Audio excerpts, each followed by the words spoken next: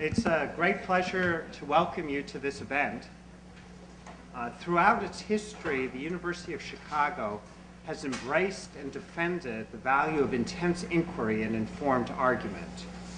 During a nationwide attack in the 1930s on communist propaganda in American universities, which called out the University of Chicago in particular, Robert Maynard Hutchins spoke boldly of our fundamental values. The answer to such charges is not denial, nor evasion, nor apology.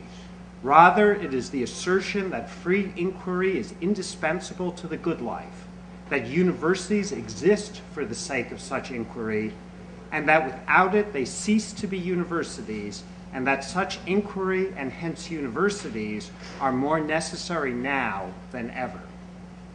But free speech is not easy. We will explore today tensions related to creating and sustaining an environment that allows for open, rigorous, and intense intellectual inquiry and debate, while at the same time fostering civil discourse both on campus and in the classroom.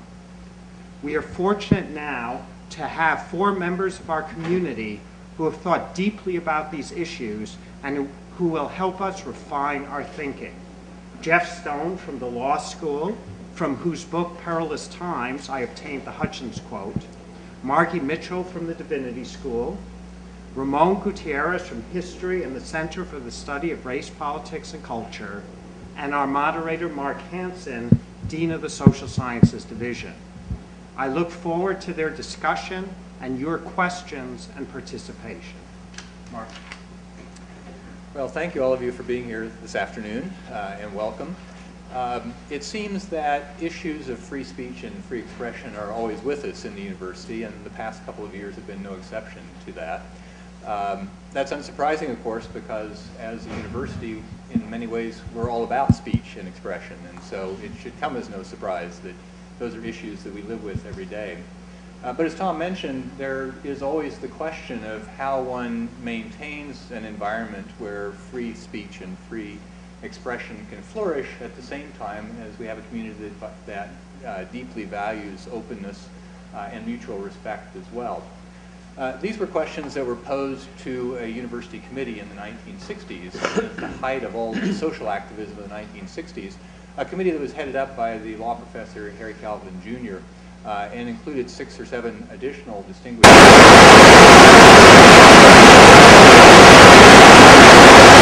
but there are additional copies as well in the back of the Calvin report that resulted from the deliberations of this body.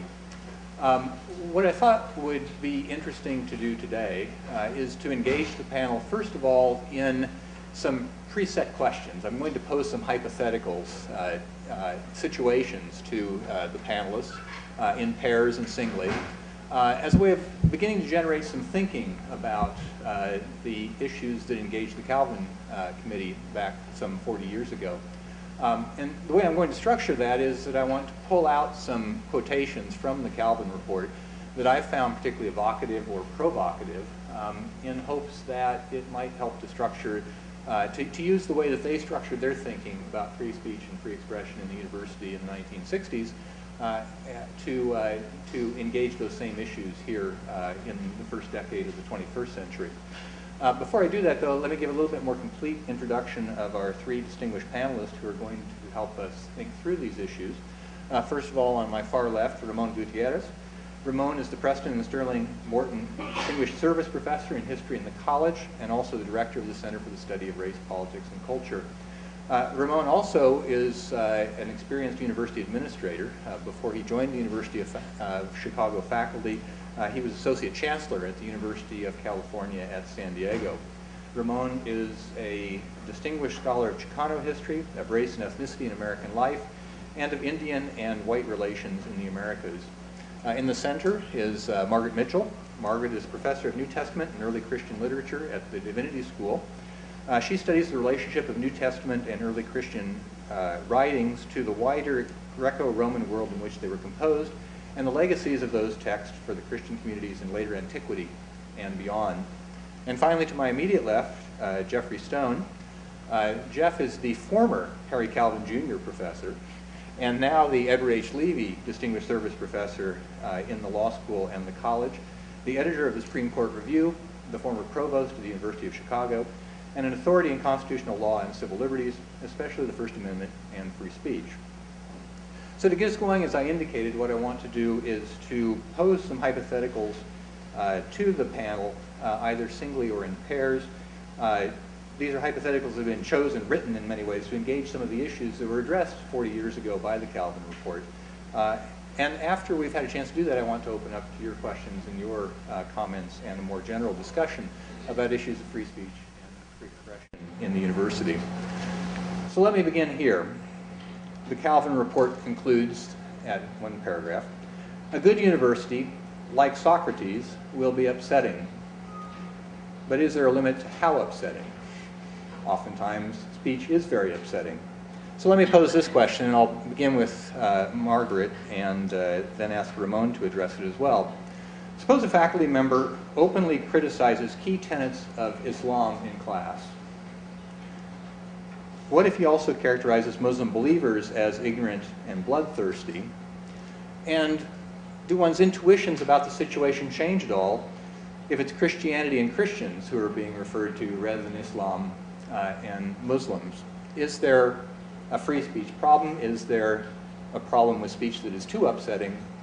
Margaret? Well, let me say at the outset, I'm going to answer this in relation to Christianity, since that's what I teach, and others can take it up. I teach ancient Christianity and biblical studies. 4 quick, I hope, points. The first is that no system of thought or practice, whether it's a philosophy, an ideology, a political stance, or a religion, is beyond criticism at the university. I take that just as a principle, that just because something is a religion doesn't mean it can't be critiqued. Everything should be under critique. But critique should be, within the context of the university, a critique that is befitting scholars. So it should be subtle. It should be a grained critique. It should be historically grounded. It should be subject to assessment and subject to further argument and discussion.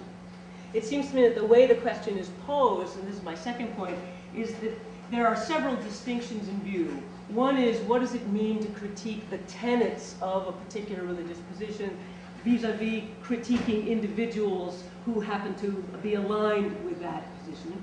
And a second is, what is the relationship between invective and argument?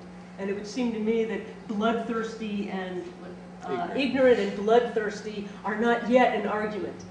They are invective. They might become an argument, they might be situated in an argument, but as such they are at that point only a matter of invective. So third point, it seems to me the problem here is with the generalizations. And let me problematize them just very quickly. Tenets of Christianity, from the point of view of a professor who would make such a critique on that general scale, tenets of Christianity could mean a million different things. Christianity isn't a single thing. And what I would hope is both that a professor at the university, but also that any student in the class would, in the context of a liberal education, understand that any religious tradition is an organic, evolving thing that has many representatives in it. The problem, both on the part of the speaker, though, and on the part of the recipient, is that a hearer who gets upset, in the words of the report, is making the same problem in the other direction, that anything that is a detraction of anything in Christianity is anti-Christian, therefore anti-me. These are a series of assumptions that I think have to be questioned. And so again, what one would hope is that someone wouldn't just get upset, but rather would be ready for argument, to move from invective into argument. The idea here is not just indignation, but where is this conversation going within which these statements have been made. So it seems to me, last point, and there are many examples we could take up in the question and answer to really make this stick home. But the real issue for me here is not if it's permissible for the professor to make such a statement, but rather where is the conversation going to go from there? Is it going to be a conversation, and is it going to be a finely grained discussion of this particular element, of this particular religious tradition as instantiated by these persons in this place? So that's where I would take the question. Ramon? I would answer the question in the following way. Every university that I know of has a professional code of conduct for its faculty, that essentially gives them the academic freedom to teach without any interference, but to teach essentially in accurate and intellectually honest ways, in ways that foster learning, and in ways that generate a critical self-exploration and discovery. But that freedom also has a certain number of responsibilities attached to it that faculty are responsible. They must remain focused on the subject of their course and teach that course accurately. They have to create a civil learning environment so that ideas can be debated and discussed with mutual respect. And they have to allow students to hold different ideas and to explore them fully without any fear of retaliation or punishment. Now, for such a learning environment to happen at a university, I think it also has to be free of external pressure and external provocateurs. And I give you the case of Columbia University's Middle Eastern Studies Department that for the last 4 years has been under intense assault from external provocateurs, from organizations like Campus Watch that fund students to actually go to the classes of liberal professors, to record them, to engage in fractious debate with those professors to disrupt the class. Similarly, FIRE, the Foundation for Individual Rights in Education, does similar things, asking students and professors to essentially monitor their colleagues and to report them. Now, for me, so if a professor openly criticizes any key tenet of Christianity, Buddhism, Islam, Judaism, or for that matter, any other religion, I'd say the person is playing with fire. 97% of Americans believe in God. 87% of Americans pray daily. When Americans were asked recently what was the most important historical book they had read, it was the Bible, something that George Bush uttered in 1999 at the presidential debates. When Americans were asked who was the most important historical figure in the history of the United States, the grand majority of them responded that Jesus Christ. And so we have a very religious society, and when what enters into the classroom to criticize members of a particular religion as bloodthirsty and essentially ignorant, one has to be prepared to think of this only as a teaching moment. That is, why would you engage in such a debate unless you saw it as an opportunity to explore with your students what it means to be a member of a particular religion, what it means to explore the whole range of attitudes that exist within a particular religion, either as a political movement or as a system of faith, and to use it essentially to explore it in that fashion. I would always either preface or end such a conversation by saying this was a teaching moment. I did this explicitly to provoke you into exploring your own ideas and beliefs. Now, if a professor is uttering such nonsense as common sense in a biology or a physics or a chemistry class, I would say that in fact this professor is shirking his or her responsibilities to teach in an accurate and meaningful way, to draw students into meaningful conversations, and I would think it would be, in my mind, unsavory and something that students and faculty and administrators could complain about. I'd say those are the, I'd also say maybe it was time for that professor to think about taking a world religion class so that he or she could learn a little bit more about the topic that they're pontificating upon and that they clearly know nothing about, because blood feuds, religious hatreds, and religious ignorance are hallmarks of human civilization for, you know, at all times and all periods. It's not unique in our own moments. Let me turn to a little bit different issue with free speech and free expression, also addressed in the Calvin Report. A short way down from the quotation I opened with is the quotation, the assertion on the part of the writers of the Calvin Report: the university is the home and sponsor of critics. It is not the critic itself.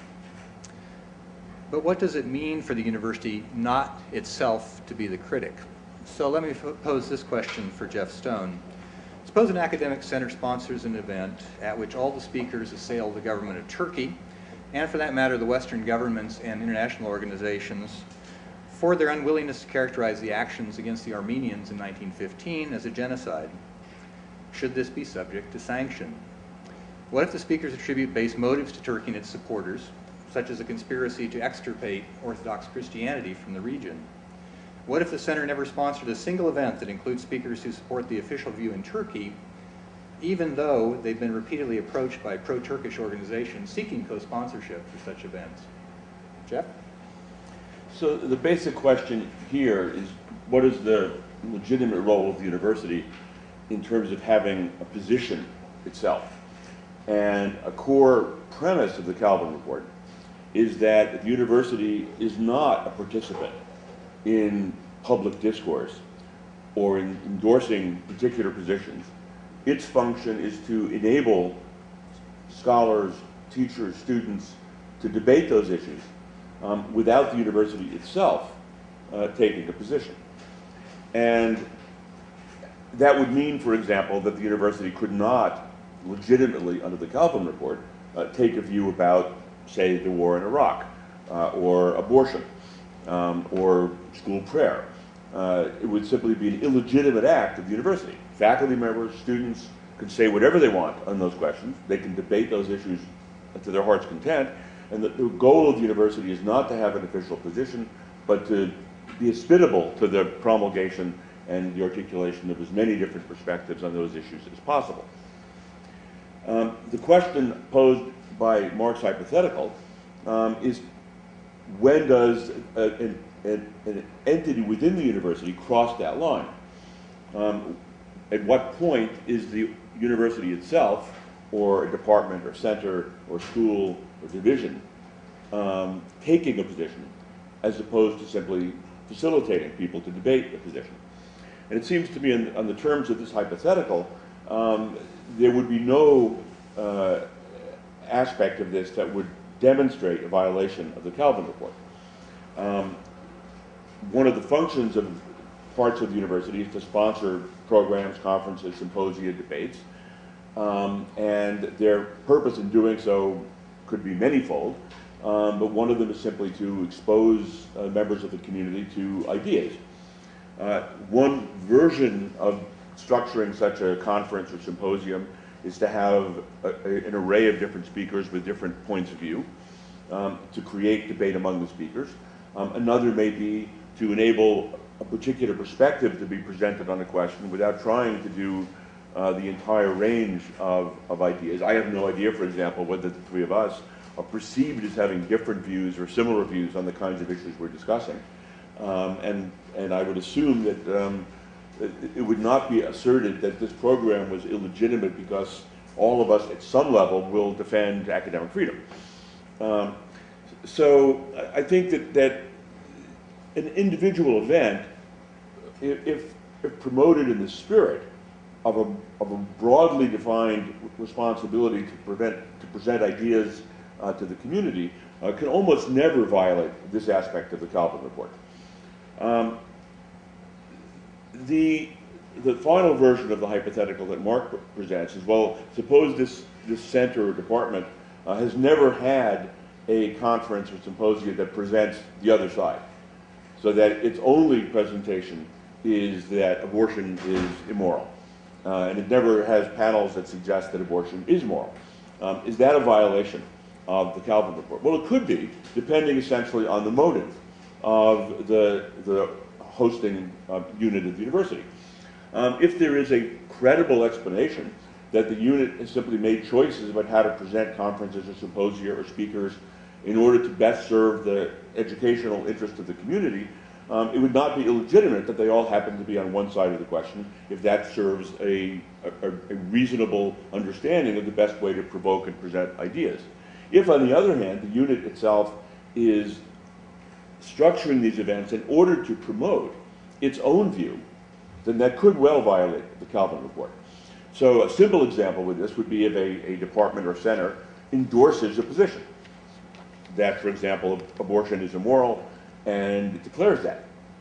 That would be no different than the university declaring it, and it would be impermissible. Similarly, for a unit of the university to have an event, the motivation for which is to persuade people that there is a right position and that's the position being advocated at the conference, that would be a violation of the Calvin Report. But as a general matter, motivations are very obscure. You've got many different actors planning events. They have very different motivations. It's exceedingly difficult to know what is the motivation of a multi-member group. And therefore, I think all of the inferences should be drawn in favor of assuming academic freedom and not assuming that the department or the center is acting in a way that violates the precepts of the report. But if there is a violation, if it's clear that the motivation was in fact to proselytize on a particular issue that the unit deems to be official, then that would be a violation of the report, and I think those who were responsible for it could appropriately be disciplined for misusing the university's authority. Thank you. Last, I want to move from the focus of the Calvin report on the university as speaker or the university as political actor, and move toward a focus that is also part of the Calvin report on members of the university, students and faculty, as speakers and as expressors of viewpoints. The Calvin report says the following: the neutrality of the university arises out of respect for free inquiry and the obligation to cherish a diversity of viewpoints. And this neutrality as an institution has its complement in the fullest freedom for its faculty and students as individuals to participate in political action and social protest. And so with those words in mind, ought any of the following actions or expressions, if you will, be subject to sanction? And I'm simply going to read out a few of them. You'll notice a kind of religion theme here. It was kind of popular with some members of the panel. So ought any of the following to be prohibited or to be sanctioned? A student wears a t-shirt to class with a drawing of Jesus on the cross and the words, "Hang in there, baby." What if it's a religion class? What if the wearer is the instructor? What if the caption instead reads, "His blood be on us and on our children," from Matthew 25, one source of the blood libel against Jews? What if the same drawing is posted on a faculty office door? What if the same drawing hangs behind the desk of a department secretary? Are any of these subject to sanction? Let me begin with Ramon this time. First of all, I'd say that I disagree with the Calvin report in thinking that the university is neutral, and that anything that it does is neutral, but that's a different debate. Now, whether a student wears a t-shirt saying, "Just hang in there, baby," with a crucifix on it, I would say that it all depends. It might be a mindful act, and it might not be, and it might be a malicious act. I know every day I get up, the shirt I wear depends largely on what I have that's clean in my wardrobe. It could be that a student is wearing a particular t-shirt that has been given as a gift and wants to show that appreciation for that gift to the giver sometime during the course of the day. All of those things would be certainly difficult to interpret. Now, a friend of mine recently died after having had cancer for 10 years. And before he died, we had a number of conversations about death. And he had not been brought up in a religious tradition, and he constantly said to me that he was very afraid of dying because he didn't know what would happen after death. And he said, "Was I frightened by death?" And I said, "Look, Tim," which is his name, I said, "I was raised as a Roman Catholic in a very strict household, and since the earliest memories that I have, I was worshiping a man God up on a cross who was dead, who was essentially suffering from pain. And the lesson that I was supposed to gain from this was that quiet suffering, that the endurance of pain, that essentially death would be triumph over life, and that it would allow for resurrection and reconciliation." And so for me, the only death was not frightening in the least. Rather, it was a glorious transition into the afterlife, which would, I hope, bring some kind of resurrection of the body and soul someday. But the only thing I wish for is that death not be slow or that it not be painful as I go. So in a sense, we all have very different attitudes about death and what the crucifix may mean. Now, if a student were wearing such a shirt to a class, I would probably use it as an opportunity to teach, again, to use it as a teachable moment, to talk about the way in which students reflect their own personal religious devotion by using religious symbols, wearing crosses around their necks, wearing yarmulkes, Sikhs wearing turbans, Muslim women wearing scarves. All of these are religious symbols that people use in order to express their sense of connection to a religion, a particular religious devotion. So again, I would use it as a moment to discuss how those symbols are used in our society. Now, if it were a professor using such a T-shirt to class, again, I would think it would be highly inappropriate and distasteful if the professor is simply using it to provoke without having any responsibility for discussing the provocation. That is, if he's simply using it to insult his students or her students, then to me it would be inappropriate. But if the purpose that the professor is wearing such a shirt is simply to engage in conversation, to provoke conversation about why people are insulted by this shirt, what does religion mean to them, what does the crucifixion mean in our public culture, then to me that would be highly appropriate. Now, if the professor had a similar drawing on his or her doorway, then to me it's not, it's a personal expression of whatever it may be behind the actions of this individual. For me, the more suspect and objectionable thing is if a department secretary or a university employee has such a drawing or such a T-shirt that's being prominently displayed at their desk. To me, the privileges of academic freedom and its responsibilities are for faculty and students, and at most institutions, most businesses, employees are not allowed to take political positions, are not allowed to advocate for particular political causes, are not allowed to demonstrate their own personal religious symbols. And in this case, I'd say that the individual might be, the supervisor might want to discuss with this individual why they have such pictures or drawings around their desk. Margaret? It's a great question, and I appreciate your answer very much, Ron. I would say flat out, none of those should be prohibited. I do think that what we have here is a clash of paradigms, and I mean, this is very, very relevant to how I teach and what I teach, so I'll come back around to the classroom. But per se, they can't be prohibited, I would say, because what is really so gripping and sort of emotionally charged about these examples is that they get into the terrain of blasphemy or sacrilege. And neither blasphemy nor sacrilege are categories that the university works with. That is, that we don't, that's not a line that we draw. We draw a line about academic freedom, but we also draw another line about civility. And civility has to do with how one wants to function as a member of a community, and someone who takes certain stands, either in the T-shirts that they wear or the art that they like and so on, is risking forms of civility with other members of the community, it would seem to me, in certain contexts. Now, in terms of the classroom, I have never worn such a T-shirt, but I have done things like the following. I have put up PowerPoint slides of a 3rd century Roman graffito, which shows a figure on a cross with an ass's head and a little man at the bottom looking up, and the Greek inscription says, Alexamenos worships his god. And I use that in order to illustrate how, from the point of view of a non-Christian, and I'm not going to use the word pagan, what I would say is really from the point of view of the majority culture, this message about the crucified Jesus was an absolute incomprehensible thing. And so that graffito, I think, has a place in my classroom to instruct in that regard. In terms of Matthew 27:25 and the statement, his blood be on us and on our children, I think it's a responsibility of mine as a teacher of New Testament texts to teach in such a way that the impact of those statements in the history of reception, including the complicity of those statements in Christian anti-Judaism, I think myself that that has to be a part of not just the implicit curriculum of my class, but that I need to address it directly. So it doesn't have to be on someone's T-shirt in order to get it onto the screen. It's onto the screen already. But if someone came into my class with that on their T-shirt, they would expect a conversation. They wouldn't only be doing it just accidentally, oops, I landed in this classroom this way.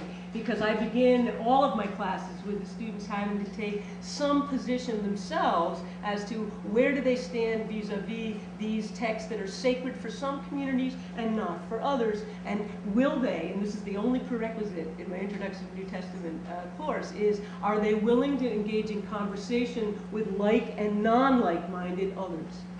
Now, if you want to engage in conversation, such a T-shirt may not help if there are certain people you want to be in conversation with who would be offended by hang in there baby t-shirt. But I do think that any act of biblical interpretation is indeed a teachable moment, and for me that's what I'm teaching all the time, so it's right on target.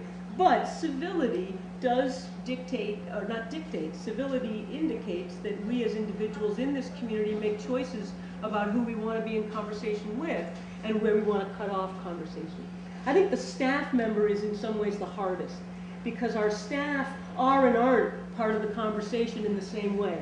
I mean, in fact, the Calvin report says that academic freedom, I think something like that the instrument of dissent and criticism is the individual faculty member or the individual student, and it doesn't mention staff members, but they are, by virtue of living here and dedicating their professional lives to the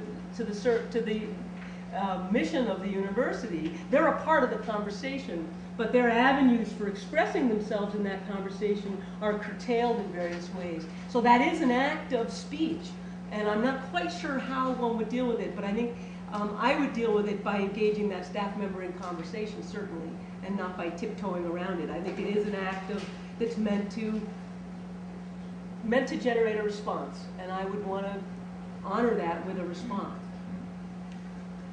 Let me pose one last hypothetical to Jeff, and this on the rights and responsibilities of members of the faculty. Suppose a faculty member justifies violence against doctors who perform abortions and speaks at events at which he identifies himself as a University of Chicago faculty member. Should he be told that he cannot identify himself as a member of the faculty? Should his advocacy be considered in making recommendations, say, for salary raises? And does it matter in thinking about this issue whether his expertise is in mathematics or in ethics? This was a huge struggle in the formulation of the concept of academic freedom. Does academic freedom apply only to what the faculty member says in the classroom and what she writes in her scholarship? Or does it apply beyond the four walls of the university to other forms of activities? A modern example of this, contemporary example of this, would be John Yoo, the law professor at Berkeley, who, working for the Bush administration, participated in the writing of the torture memos. One question is, can the University of California dismiss him because they believe that his work in the Department of Justice was bad lawyering, and in any event not protected by academic freedom, because he was not doing it as an employee of the University of California. He was doing it while he was on leave from the university. So this question of whether a faculty member who gets on a TV show and is interviewed, or writes an op-ed for a newspaper, or gives a speech on some other matter, is protected by the umbrella of academic freedom, was a real battle. The early definition of academic freedom was narrow, and it extended only to the activities of the faculty member that were specifically part of the responsibilities that she took on as a member of the faculty. But by the 1920s and 30s, the concept of academic freedom broadened, largely because of the self-interest of faculty members, to be extended to reach pretty much anything a faculty member says, insofar as the university is thinking of disciplining the faculty member for the ideas or views that she communicates. There's nothing inherently logical about that extension. One could actually limit the idea of academic freedom in a principled way, but of course there's a serious slippery slope problem, because we recognize that faculty members will do many things beyond the four corners of the university that are really an expression of what they learn, what they think about, what they believe, and conveys ideas as part of the public discourse, whether they're scientists or historians or law professors, that are valuable to the university and valuable to the society. And so with that recognition, the idea that what members of the community say outside the university has been broadened to include these kinds of extra academic statements. And this principle has then gone beyond that to say, well, even if you're a mathematician spouting off about abortion doctors, The university doesn't want to do the business of drawing lines. That to decide what's the appropriate discourse by a historian on certain issues relative to a mathematician on certain issues would involve the university in enforcing academic freedom in the kinds of questions that are very uncomfortable. And essentially universities have, for the most part, therefore taken the view that whatever faculty members say in public discourse is protected by academic freedom. And a good example of this would be, say, the communist era that Mark adverted to at the beginning. When faculty members signed petitions, for example, that were seen as communist in their orientation, or during the civil rights movement, when they participated in marches that were held to be illegal, or during the anti-war movement during the 1960s and 70s, when they participated in anti-war marches, which could be regarded as unlawful. It became pretty clear that the university didn't want to get in the business of saying that's beyond the boundaries of academic freedom. So the basic, very strong presumption would be that this speaker might be saying something that many of us would loathe, but it's clearly protected by the First Amendment, and university academic freedom should reach at least as far as the First Amendment, and this speaker would clearly be protected by academic freedom. Your questions, your comments? Way back. Margaret made just a little bit ago question whether the university was not a neutral institution. And I'd like to raise the question that as to what the city feels about that. The controversy here got intense over the issue of universities' investments in South Africa. However, in those discussions, no one has ever raised the point, has anyone questioned the university on its investments during the Second World War, investments in the Holocaust, basically, in the German empire. So, what I'm trying to do is throw out a hypothetical that makes the issue as stark as possible. But is it possible that we need to rethink the idea that the university is wholly neutral, and it's only the faculty as individuals, the students as individuals, who are moral or political judgments? No person or institution can ever be wholly neutral. Everything we do in our lives is the reflection in some way of our beliefs and attitudes. So whether the university chooses to buy goods from a union-organized or non-unionized shop has impacts on the world. And that, if it makes a decision along those lines, it could be seen as non-neutral. So I don't think that the claim is that the university is absolutely neutral, any more than any of us is absolutely neutral. The claim of the Calvin Report is that the university should aspire to be as neutral as possible in taking positions itself, knowing intentional positions itself, on matters of public moment. And that is an aspiration that I think is perfectly credible. It's impossible to achieve perfection, but it's something one can reach towards and try to achieve. And I think that's what the Calvin Report is talking about. It's not that the university doesn't have effects on the world. It certainly does, and it can't avoid having effects. And some of those effects will undoubtedly be the result of judgments about wisdom and business efficiency and all sorts of things. The issue is whether the university is espousing a point of view. And there, I think the effort to be as neutral as possible is an admirable aspiration. Second of all, with respect to the Holocaust example, of course, one problem is because that was before the Calvin Report. So the university was reaching towards this notion of itself, but it didn't have a fixed principle on this issue until the late 1960s. But let's take the point you really want to make, is aren't there really such hard cases that you simply could not be willing to live up to the aspiration for neutrality? Wouldn't you, in fact, disinvest in a country that was engaging in genocide and world war against the United States at the same time, because you don't want to be seen as taking a position on whether it is genocide or whether the war was justified, or whether there are better ways of achieving the end of the policy other than disinvestment, that you just felt you could not possibly morally sustain the position. So the best answer I'd give to that is that you don't want to make policies to anticipate the absolute worst case scenario. It's a very bad way to make law, and it's a very bad way to make rules. Because if you do that, you wind up opening the door to all sorts of bad results because you're worried about the situation that may never actually happen. So a good example of this is the torture debate.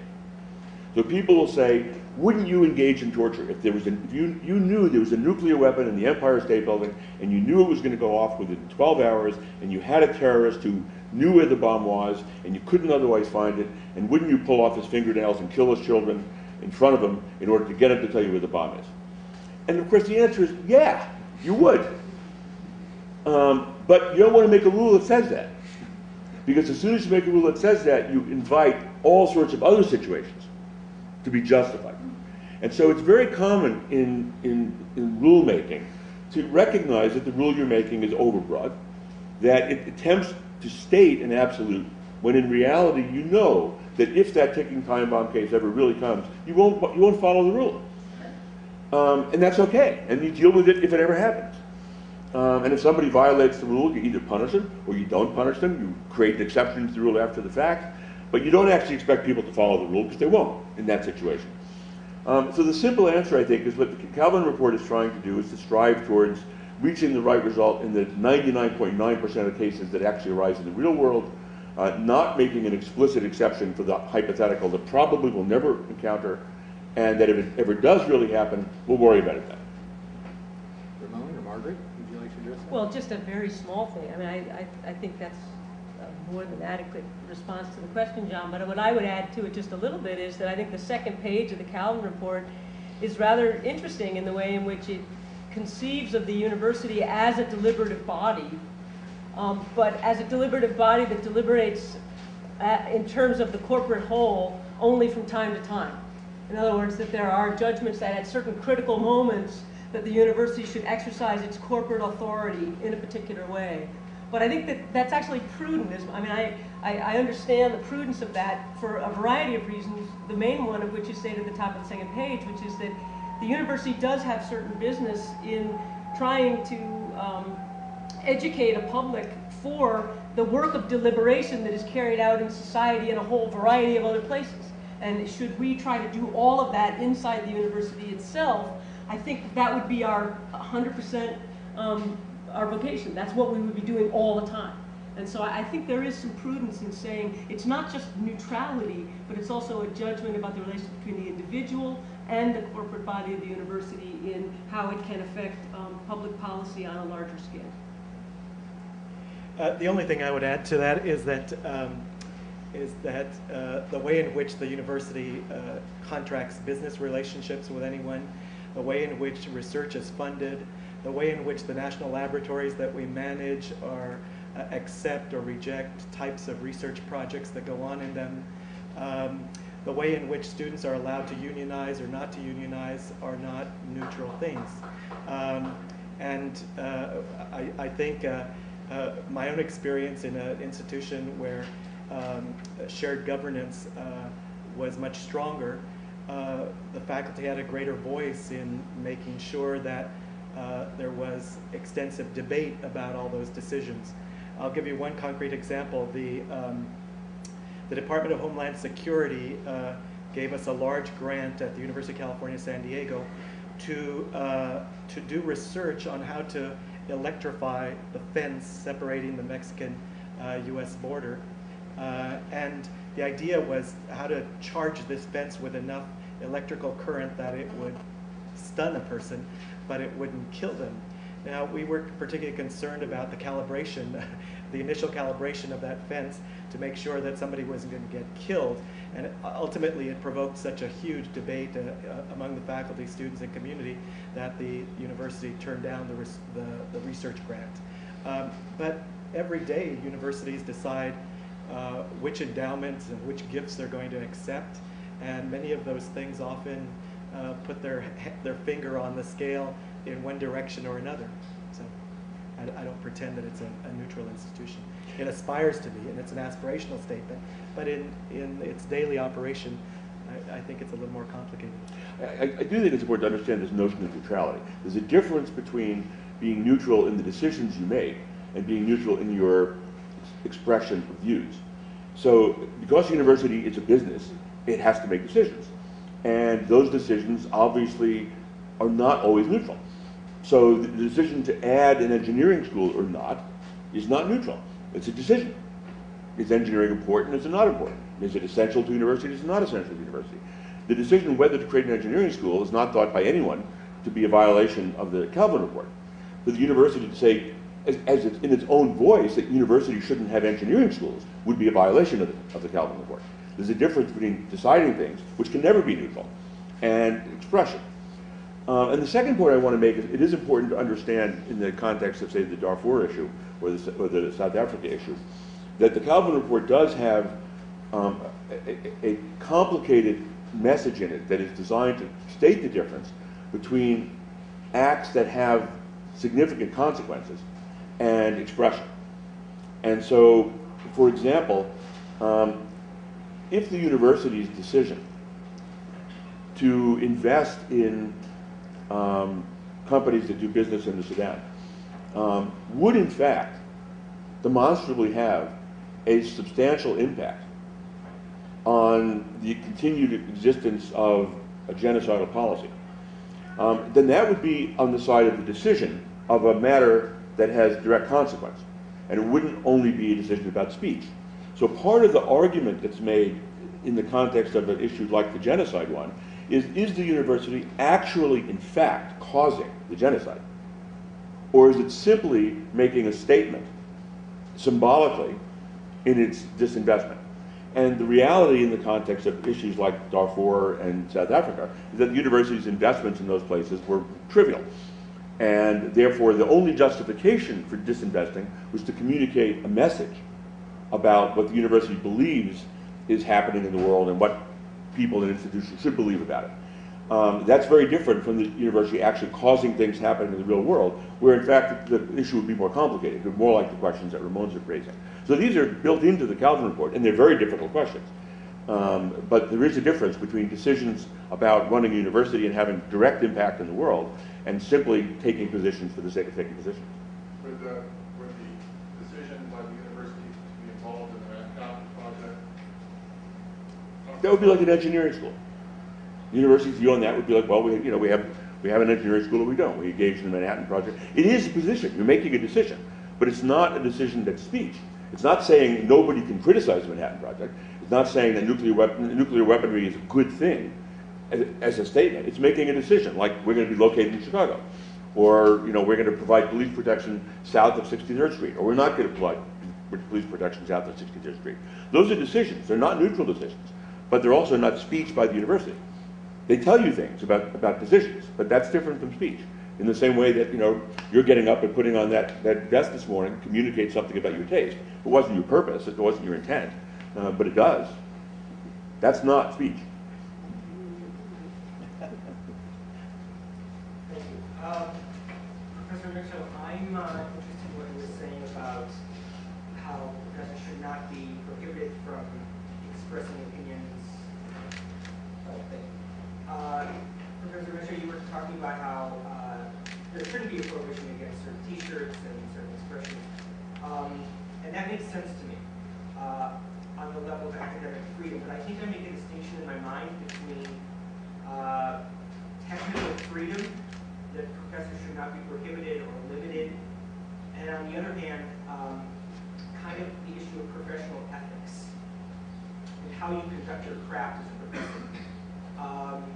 If I could use a personal example from a class I had with Professor Mitchell last year, I was surprised one day because on your backpack you had, during the campaign, you had a political button. It happened to be a button the sentiment of which I agreed with. But I remember feeling, well, what if I didn't agree with this? And what if I had a different political position? Would that interfere with the learning process for me at all? And I think the question I'm trying to build to is, I think I find myself to be very uncomfortable with professors as political actors. We know there are professors out there who are very political, it seems to me anyway, in their work, their career, the positions they take. And I'm wondering if you could reflect on, it's one thing to say, okay, there's academic freedom where people are not going to lose their jobs, they're not going to be punished, they're not going to be prohibited. But it's another thing to talk about, does a professor have to really work very, very hard to maintain a position of neutrality on issues in order to have the educational process be most effective, open, free, and so that the best kind of learning can take place? Well, I think, Gary, you've named, yes, of course a professor has to work very hard to maintain a public persona that both models inquiry and at some point models decision making.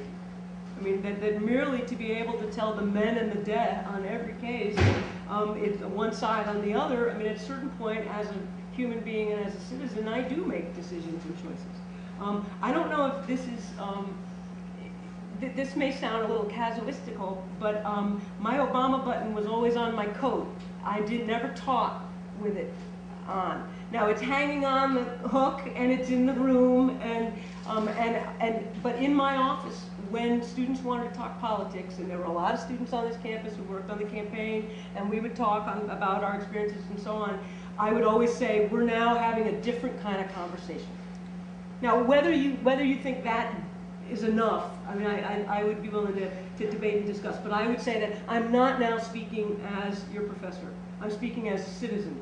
And as a citizen, this is how I see the campaign, and let's talk about what our experiences are. Now, I didn't say to every student who saw me on the street, I'm willing to talk to you if you don't like my button, and so you could argue that's only half the conversation or even a third of it. But to the main point of your question, that does a professor have to work hard to maintain a position? Yes, because I am to be a professor for students from all different perspectives on this campus, and the choices that I make might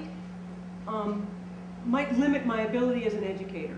And so I'm quite conscious of that. I may not always make the right decisions. But on the other hand, I have to be a human being too, and so you have to work that line. Same as you, however. You make decisions about what part of your life you make a part of your life in this community. Students have the same issue, but in different ways as according to, and I think the authority of a professor cuts in different ways. We grade and you don't, and other kinds of. I would only add to that I would have been very upset if Professor Mitchell had said, we're not having class today because we're going to go work on the Obama campaign, which some professors do, and which I think is irresponsible. I mean, if it's a politics class and you're taking a class on how to organize political campaigns, or how to do grassroots organizing, or how to leaflet and target particular constituencies, I would think it would be a legitimate exercise. But if, let's say, her New Testament class said we're not having class today, and a substitute class was not scheduled so that the knowledge that was to be disseminated that day was replaced, then I would find that particularly objectionable. And I agree, even just an example on that, when we had the teach-in impending to the invasion of Iraq in March of 2003, we knew that it was going to be about a 24-hour window when it was announced. And I told my class, if need be, I will have an independent meeting with every one of you to have this class happen. But if the teach-in, as it was scheduled in the midst of our class, that I was going to go to the teach-in and invited anyone else to go, but the class would happen. And it did. I mean, I had taught it twice or something like that. I agree with you, Raymond, that I think that it would be wrong not to carry out the business of the class and the contractual expectation there. But would it also be wrong, Gary, for me as a professor not to be able to participate in a campus event, a teach-in on that invasion, when for me, as an exercise of my citizenship, I thought it was important to be there? So that's our debate. Yeah. It's something I struggle with because I think about this in terms of journalism also. Journalists, I think, face a similar question. They have their own personal opinions, but to the extent that they express them it can really diminish their capacity to perform the task of being a journalist. So I feel like it's hard to negotiate. I've done teaching myself, and I always struggle with this in terms of what political opinions, if any, do I express? Because I see my task more as helping the students to think through their issues. Is there almost kind of an asceticism that a teacher has to bring to the profession where I'm going to, in a sense, prohibit myself from being too political in certain ways in the service of education? I would just make one observation. I teach political science courses, and so I encounter this quite a lot. The good thing about politics, though, is that both sides give us the opportunity to lampoon with equal abandon. So, Anissa? So I'd like to come back to the description of the broadening understanding of academic freedom for faculty through a different lens, a civil rights lens, and particularly the university policy on unlawful discrimination and harassment, which does address in a limited way academic freedom, and says something like, in addition to meeting the definition of unlawful harassment, when academic freedom is an issue, the conduct has to be abusive, directed at an individual or individuals, particular individual or individuals, and serve no bona fide academic purpose. And so my question is an example might be a math professor expressing views about differences based on sex or sexual orientation, not having to do with the instruction of math, and how would the consideration of the thresholds that are spelled out in the policy, having to do with severity, pervasiveness, reasonable person standard, etc., what's the difference between the way that would be considered and, say, if it were a staff manager expressing the identical views in the workplace? As I think the one who was the author of that language, which I didn't remember very well, I think what the rules are obviously trying to get at is that that in this respect, at least, a staff manager is like a employee of other organizations, businesses. That is that although members of the university staff do have, in my opinion, not technically academic freedom, but essentially the same protection as academic freedom because they are and choose to work in this environment which prides itself on having that kind of freedom. That therefore I believe a staff member is protected in putting up a button or a bumper sticker by his place of work in the same way that a faculty member would. On the other hand, it's generally recognized in the law and consistent, again, with the First Amendment and consistent with organizations that aren't regulated by the First Amendment, that there are circumstances where face-to-face persistent harassment of an individual by another individual is subject to legitimate regulation. There are a variety of forms of expression that are allowed to be regulated: threats, commercial advertisements in university facilities that are not regarded as protected in the same way as political or religious or ideological or social discourse.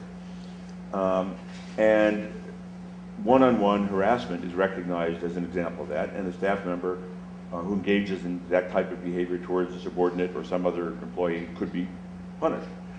As applied to faculty members, that policy was designed to recognize that there's a particular gray area in the context of relations among faculty members or faculty and students, where what would otherwise appear to be harassment might in fact be legitimate as a form of academic, either educational or scholarly discourse. And therefore, what would otherwise be prohibited might not be prohibited if it's done in the context of an academic relationship where there is a bona fide purpose for the expression. And so what it does really is, in this context, is to say that although most individuals in society and most individuals in universities can be held to account for this narrowly defined form of face-to-face, persistent, pervasive harassment by one person or another, which can take the form of all sorts of action. It could just be late-night phone calls that wake them up, or it could be following them around and calling them racist or homophobic or anti-Semitic names. That in the academic context, that you might in fact have a situation where a professor does something that looks like that in a classroom where it actually has a bona fide academic purpose, and that would be an exemption from that.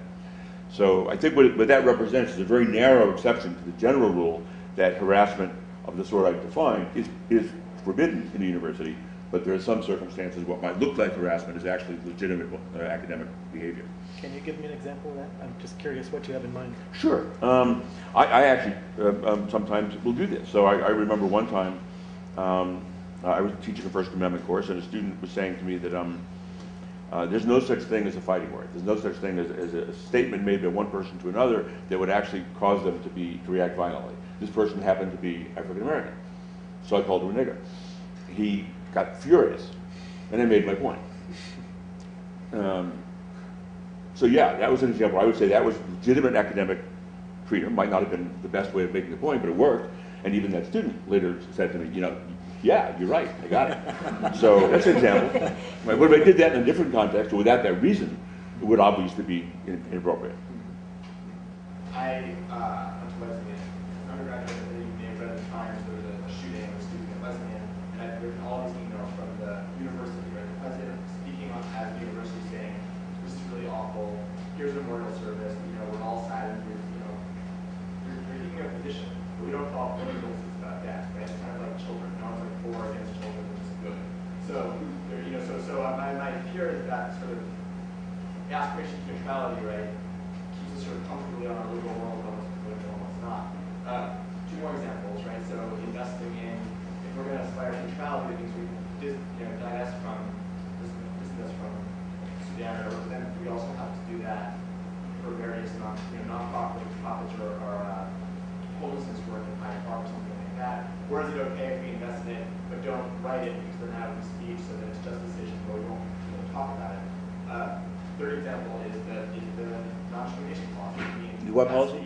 Non-discrimination. Non-discrimination policy, right?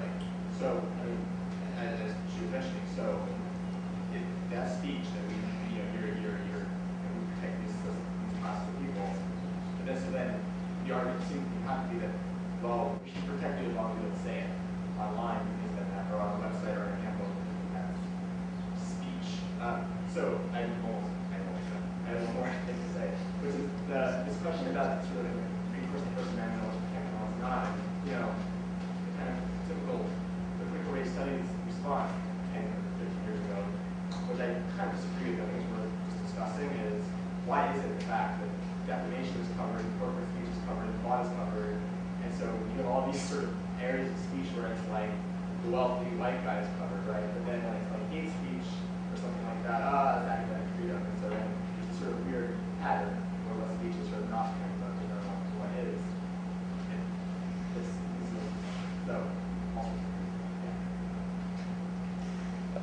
So on the first example, which is can the university president speak at all? There's two answers. First of all, the university president is a person, who can speak as an individual. But in any event, you don't want to trivialize the idea that the university can't speak. Obviously, the university can speak to perform its own non-ideological functions. So it can send out admissions material, it can talk about why you should come to the University of Chicago. I mean, it speaks in all sorts of ways that are not neutral. It says things like, Chicago's a great place, you should come here, right? But the point is, those are thought to be integral to the operation of the institution itself. You can't run a university without a certain degree of speech. And what we're talking in the Calvin Report about is really political, religious, ideological, social statements that are not integral to the running of the university. And again, none of these distinctions is perfect, but that's the basis of the distinction. The second example was... Well, I want to give it... What? I want to give it... Just give the second example. Investing. So investing, if the, you know, if we want to require the cloud, that means that we don't put our money in anything. We might, you know, like various nonprofits or. Oh, right. So again, the point is if you reach the opposite result that the university did in the Sudan situation, then you would be saying that we can choose, indeed maybe you'd say we have to choose, not to invest in any organization that we find morally repugnant. So then people would say, well, we should not invest in those organizations that provide supplies to abortion clinics. Or we should not invest in any organizations that have taken a position in support of the war in Iraq. Or we should not invest in any organization that does not recognize gay equality. Part of what the Calvin Report is designed to do is to say, no, we don't do that, right? We don't make those decisions, because once we open up the door to that, then we become vulnerable to every Tom, Dick, and Harry group that wants to demand that the university act in accord with their deeply felt beliefs. So the premise is that you don't want to make those decisions, and that's, again, like the ticking bomb, that's why you basically want to take a very strong stance on the fact that the university doesn't have its investing decisions for that purpose. And that doesn't mean the university doesn't invest in some companies and not others. The reason for doing that, though, has to be because it serves the financial interest of the university, not because the university is trying to make a political statement. That's the key difference. The third question you raised, I'm sorry, was...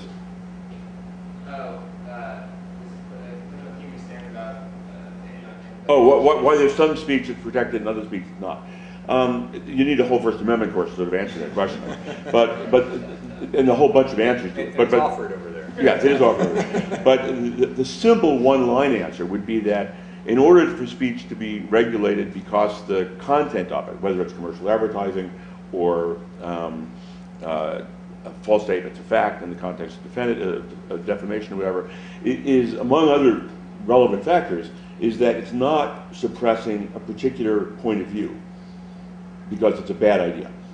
So when you regulate false statements of fact, you don't care whether the false statement of fact is that, you know, that Bush beat his wife or that Bush goes to church every day. It's a false statement of fact, and it could be subject to an action. When you say that you can't make statements that are offensive to blacks or gays or Jews, you're immediately getting into the realm of saying there are certain ideas, viewpoints that are prohibited. And that's the fundamental difference. You can't. I guess the first time, maybe a sort of case law like this thing, we already are doing that. Maybe this is all the time. But the other thing I want to say was if you know, one of you was very publicly defamed, right, in the Tribune or something, and the university said, you know, it wouldn't be unreasonable, I think, right, for the website. The university said, thinks this article is wrong and wants you to know that it's false information, something like that, right? But I mean, I guess I'm sort of recycling these examples. But if the university said, we think torture is wrong, we think John Youth like fabricated all sorts of stuff, and it's like bad for America or something, right? That's no go. So I guess my problem is to sort of read the First Amendment stuff. Like, well, the First Amendment said this is okay, this is not, but then kind of just... It's not random. Ramon or Margaret, did you? No, the only thing I wanted to ask Jeff a question: how silence would be interpreted under the Calvin Report in terms of the university's administration when it chooses not to speak out on an issue that other universities and other moral leaders are taking positions on. Silence is silence. It can be a position. It can be understood and intended as a position. But if it's silence, then it's not a position. Other people can interpret it any way they want. In the same way that if you decide not to create an engineering school, people can interpret that as meaning you don't think engineering is very good, or you don't think you can afford to build an engineering school, you don't need another engineering school. But silence is like any other act. People can read messages into it, but unless you intend it to be a message, it's not. For purposes of free speech and for purposes of the government.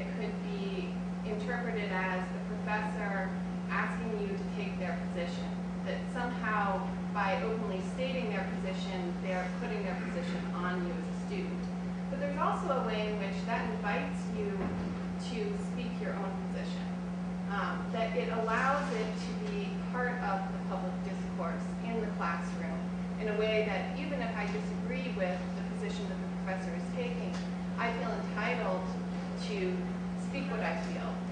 And I'll give you, this is my question, the circumstance in which I saw something come out, and I'm curious what you think about it. So I was TAing in a class. There was an international political economy class. And there was an article assigned, this is a number of years ago, and the article is on immigration. And it called out in particular the issue of Latino immigration in the United States. So in the TA section, I made a point of writing the words racism and prejudice on the board and just asking the class what the difference between these terms were. And essentially saying, and then discussing the article, not necessarily only with respect to these questions, but I wanted to bring into the discourse the idea that some students might be offended by the position that was being taken on immigration in this article for these particular reasons. And I wanted that to be something that we could talk openly about if students wanted to talk about it. And when I went back and spoke to the professor and he asked how the section had gone, I told him what I did and he reprimanded me and said that that was not the point of the course and that those were not the subjects that I had biased the class into thinking that they should interpret the article that way by raising those issues. And I'm curious what you think of this situation. Well, I want to be careful not to have, having not been in the context, there's so much I don't know and couldn't understand.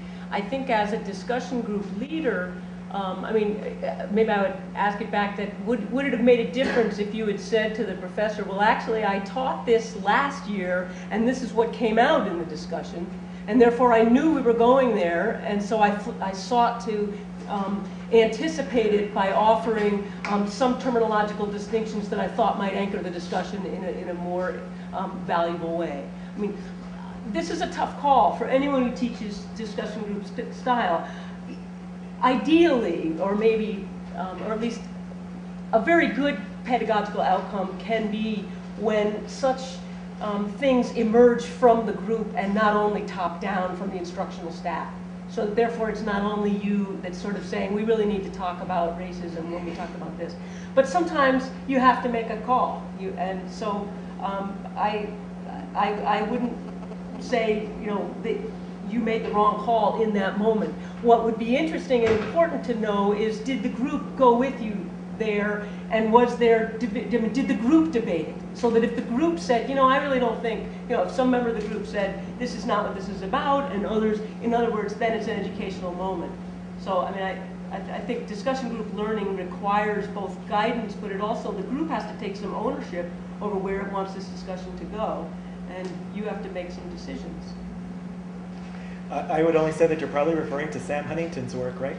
And I think all you'd have to do is go on any website or do a Google search to see how much catalytic response that book and its excerpts have provoked, particularly among Latinos in the United States, who are essentially depicted as individuals that are going to destroy the fabric of American society. They're going to create a separate Quebec. They're going to secede from the Union and form independent republic. That they'll never integrate and learn the language.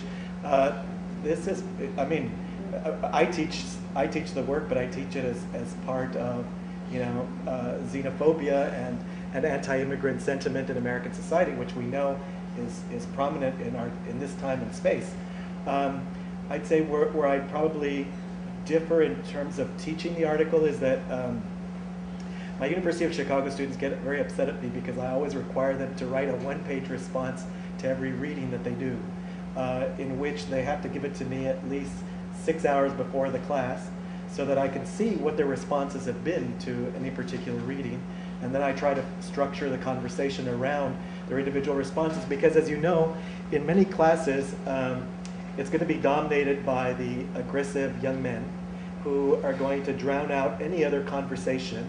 And so frequently you can't get people that are shy, many of the women, to participate in the same way that the men participate.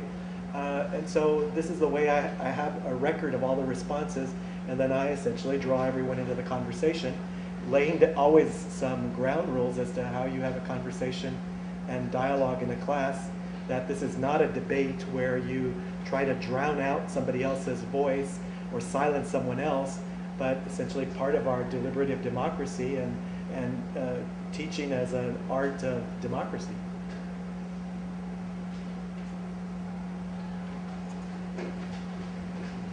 Hi, my name is Toussaint Lucier. I'm one of the current vice president for student affairs here at the university, outgoing vice president for student affairs. And I was really glad you guys passed around the Calvin report, because I've always been interested in this third page, the special comment. And George Stigler. Yeah. Which says, university, when it acts in its corporate capacity as an employer and property owner, should, of course, conduct its affairs with honor. Right?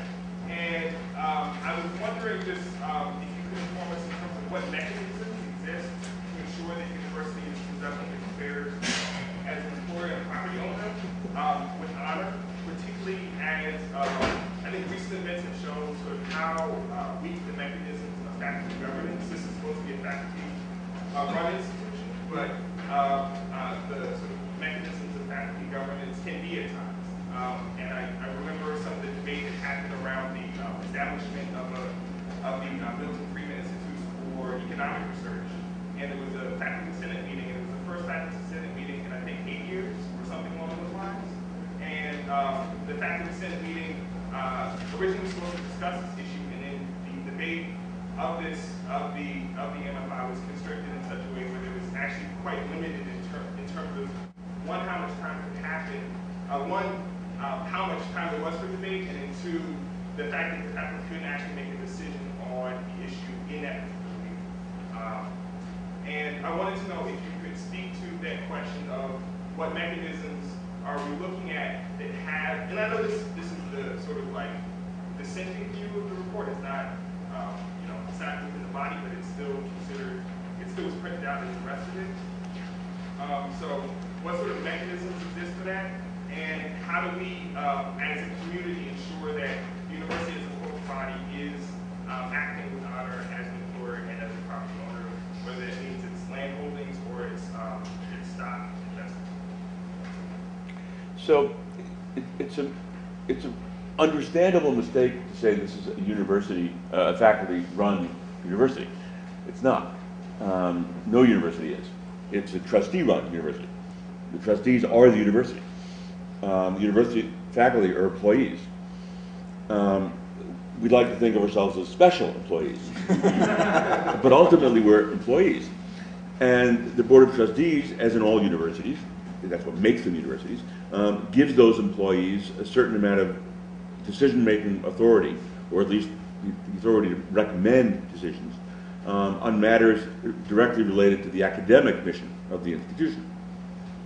But not on matters that relate in business judgments, to economic decisions, to real estate investment policies. They often will invite faculty to weigh in on these things, but those are not matters that the faculty decides. So it's important to understand the relationship between the faculty and the governance and the Board of Trustees. It is ultimately the Board of Trustees that is responsible, by the way, not to the Calvin report, because the Calvin report is simply a faculty report. It's not a statute at the University of Chicago. So even that isn't binding on the Board of Trustees itself. The Board of Trustees has adopted it implicitly as a policy of its own. But basically the answer is that the board grants, and the statutes of the university grant to the faculty a large degree of decision-making authority on matters that are thought to be directly related to the academic mission of the institution. But ultimately the authority rests with the Board of Trustees, and on matters dealing with non-academic decisions, the Board of Trustees generally doesn't delegate authority to the faculty. So there's no... I know that's surprise to most faculty members, but it's true. Is there any mechanism that faculty members, students, other employees of the university have to ensure that at this point, right? It's called free speech. No, but in terms That's it. Okay.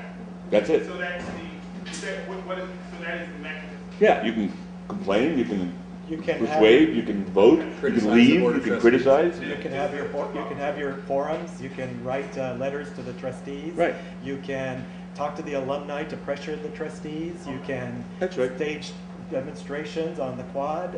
And they pay attention to those things, up to a point. Just to follow that up briefly, if you look at, and I appreciate Professor Pierre's bringing up the protest, demonstration, what have you. If you look at the university's rules in terms of how protests can occur, that form of free speech is actually predicated on,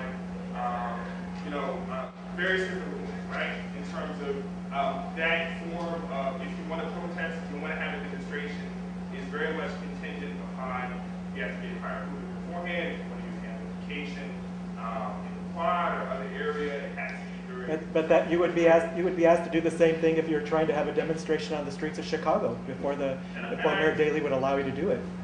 I understand that, but what I'm saying is that the sense I'm getting is that the mechanisms that one would have to raise those concerns are very much constrained and are very much limited.